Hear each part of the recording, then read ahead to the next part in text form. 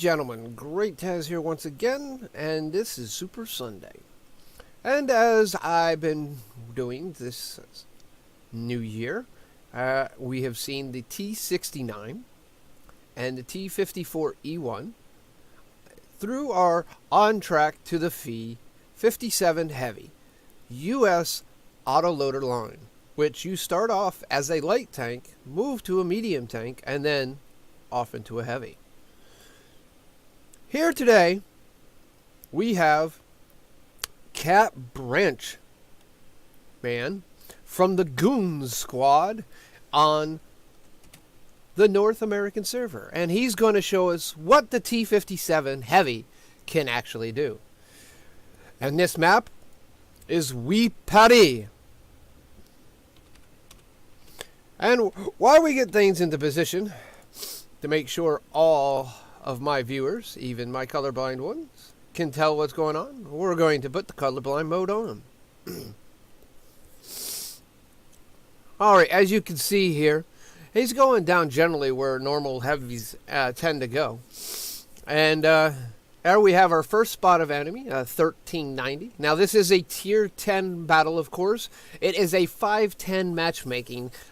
He doesn't have the greatness of being able to be 2 up. He is 1 up against 10 of the tanks, but that is alright. Alright, here we go. Our first enemy is in sight, and that is the Object 277. As we can see here, we are spotted. There is T30 just appeared. Alright.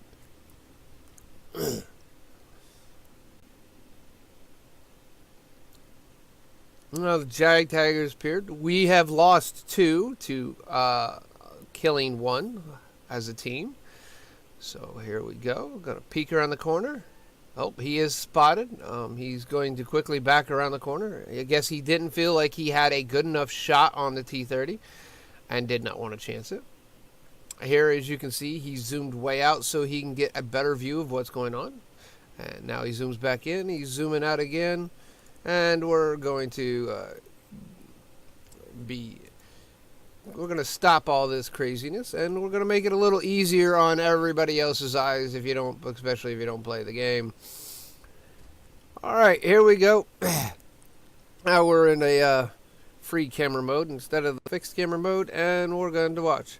So far, Cat has not fired a shot. Not sure why. Like I said, he took a shot. Could have had a shot on the T30. He just did not want to get hit. There he peeks out his tank again and gets spotted once again. He is trying to be resourceful. He is trying not to get shot. The T57 isn't the greatest when it comes to having armor. Alright, he tracks the mouse. Second one does not pen. Third one finally does pen. And he waits for that third shot and gets a third one. But he took 950 damage basically in return for getting those 2 damaging shots of 801.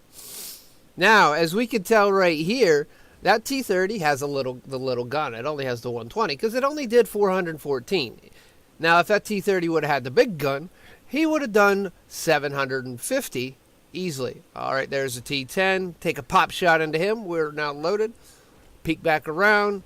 Take another pop shot into him, and he bounces one from the T10, but the T30 penetrates.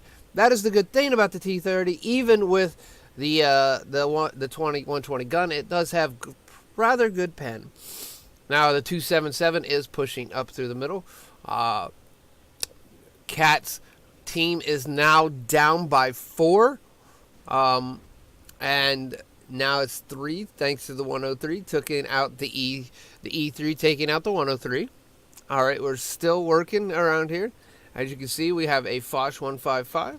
He takes a shot at the T30, penetrates, a shot at the T10, peeks out a little bit more. Once that T54 gets it, he gets 2 into the T54 and then gets back around the corner and to start reloading. Now, he's been firing majorly. He's been firing standard ammunition, except for I think that last clip was heat rounds. Now he is loading heat rounds. That will give him a better chance to penetrate the moss, which is now dead, of course. Shows how much I'm paying attention. He's waiting for the 277 to come around the corner. He's going to hit it once. Oh, that second one needed the pen. Oh, there's his third shot in, and there's the fourth one. Oh, that's a low roll. Well, actually, that was a high roll. It looks like he got maybe a low roll in there, and he could have actually almost killed the 277 if he would have got a little bit better roll. Now he's got to deal with the T30, but he does have a Stritzvon there beside him who's getting pegged by Artie and the T30, but the Stritzvon should be able to take care of him. Here he's peeking around the corner, looking for that 277. Here comes the Foch. Foch made a bad move. He tracks him and does damage. The second one only tracks. Third one gets damage. The 277 is trying to help the Foch by turning it, but it was too late. So now we're reloading again. Back to standard ammo, because all the gold ammo, premium ammo, or special ammo, as Wargaming wants to call it now, is now completely done. He's letting the Stritzvon go over that way, and actually the Stritzvon does take out the Foch B. He comes around behind, takes a shot from Artie, and puts a round in the back. Wow, now that's a very interesting place for artillery. Never seen Artie want to be that close to the battle, but I guess this one did, and he's going to pay for it. 1 shot, 2 shot dead. All right, now it's a very close battle. It's a 9-11 battle. And we're looking at 6,454 damage so far. That's easily enough for a high caliber. The other Artie, one of the two other Arties shoot at Cat, but misses. Thankfully, Cat can't really take much more damage. He calls for the Stritzvon to follow him, and the Stritzvon says affirmative. And the 103 says stay with the heavy. I don't know. Down by 2, have more to go. The Jag Tigers around the corner. The Stritzvon doesn't want to peek. He's telling the T95 to use his hit points. He hasn't taken a point or shot. Alright, here we go. We're going to keep moving. Not sure why my chat's changing colors. There's 2 shots into the 704. The second one, unfortunately, did not pen. In fact, I don't think either one of them penned. I think the first one actually missed. Now, the Jag Tiger is going after the Stritzvon, and unfortunately, Cat has left the Stritzvon alone, and that was kind of a bad move.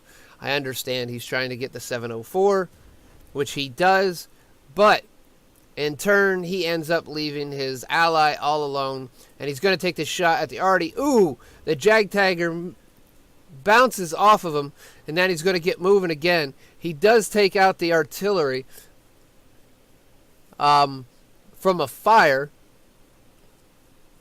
Here, I'm being very bad at picturing where he's going. I'm looking in one direction. Sorry about that, folks. So you can give me a big thumbs down for that one. All right, fully loaded again, going around, looking around the corner to the left, but is the left where he should be looking, or should he be looking to the right? Oh, the Jag Tiger comes around behind him. He knows where the Jag Tiger is. He's looking at the E1. Miss, unfortunately. The next one hits. He's looking for that. Oh, and he's one more, but he's not going to get it. He needs to get moved. Oh, he does finally get the T54 down. He needs to get moving because that Jag Tiger gets around behind him. It's not going to be good. That Jag Tiger will take him out in one shot. Unfortunately, it's just him versus a T54 E1 and a Jag Tiger. All right, the Jag Tiger doesn't look like he came right up behind him because the Jag Tiger should be right now in view range, but he is not. I think the Jag Tiger turned and went a different way. The Jag Tiger may be down this road to the left. Who knows? We're going to have to wait and see. He's going after the T54 E1 because he knows the T54 E1 is low on hit points. He also knows where Artie's last was, and it's unfortunately an autoloader Artie, so he's got to take out this T54 with one quick shot. He does. First shot of Artie goes right into the building. It's way off. He has to get moving. He has to get over there. He is moving slowly. He's trying to get to that Artie, but that Artie is definitely faster. If that Artie can move, he might be able to get away. All right, what's he going to do? He's going to the corner, hoping that the Artie's there. The Artie is still there. The Artie misses. One shot into the Artie, and he's down. Now he has to figure out where that JAG-Tiger is. He's loading the last of his ammo. He has 3 rounds and has to make sure that they connect, that they actually do what they need to do. His team is telling him to cap. What would you do at this point? Cap or go for the kill? Well, we can see right here that the JAG-Tiger is at 13:05. 3 shots is what it's going to take. 3 450-point shots. That is the average for this tank, is 450. He reloads once, and it will be over for him. End the game. Unless he can get it close and get a ram kill. Let's see what happens. There's the JAG-Tiger. 1. Oh. There's 2. He is not going to... He needs to get the... Oh, unfortunately, no. He needed to get back around the corner. That stunk. Oh, that really hurt. Right at the last second. Well, let's go ahead and go over to WoT replays and see how well he did. He came out with an ace tanker badge, and that comes from his base score of 946. So, ladies and gentlemen, if you're trying to ace your T57 Heavy, there's the number you gotta beat. 950 base experience, and you will ace tank it. And that comes from a loss also, ladies and gentlemen. That is a lot. If that was a win, that would be 50%, at least 50% more. So he deserves the ace tanker. Got Bruiser, got Arsonist because he burned somebody alive, and I believe that was the M5553. We won't see here because it doesn't tell you exactly how you damaged him. He did 450, and of course the M5355 does have 500 hit points, so it was him that burned it down. He ammo wrecked somebody also. Not going to find out exactly who that is. I don't remember. And fire for effect. For awards, he got Dumitru's medal by destroying all 3 artillery that were in the game. High caliber. That high caliber came from his 10,098 damage. And top gun for 6 kills. Now, if he would have got that last one, he would have got a Radley Walters medal. He was so close to a win and so close to a Radley Walters medal. All he needed was 1 round not to bounce throughout this game, and he would have had it. Unfortunately, RNG was against him. So close. So close. And if you look here, he got 8 awards, and that includes all these. Plus his ace tanker, so he got 9 awards, 3 heroic, and 3 and 5 basic. This was a disheartening right at the end. All he needed was 1 round. 1 wouldn't missed, and 1 more would have penetrated, and that would have all she would have wrote. That's all it was. 36 rounds fired, all 36 carried. 34 of them did hit. Unfortunately, only 28 of them did pen. 10,098 and 1,000 of that, basically 10%, roughly just under 10, just over 10% was from over 300 meters. He blocked 1,490 of his own damage, received 9 hits, 4 which pen, 4 which not, and 1 was just splash damage. 2 spotted enemies. He damaged 13, killed 7, 72 assistants, traveled 3.16 kilometers. Now, this was with a premium account, and if it wasn't, unfortunately, he would have lost credits, but he did earn just enough to be 5,000 credits over. So, he did get Courageous Resistance because he got heroic medals, so that's what this achievement is for. That is also what this is for down here, and this is for... He would have got... this is basically what he would, this and this together is basically what he would have got for his base if he would have won. Oh, so close. So close. I'm not sure what for tactical training means. Oh, no. The tier 10 isn't experience. It's crew experience.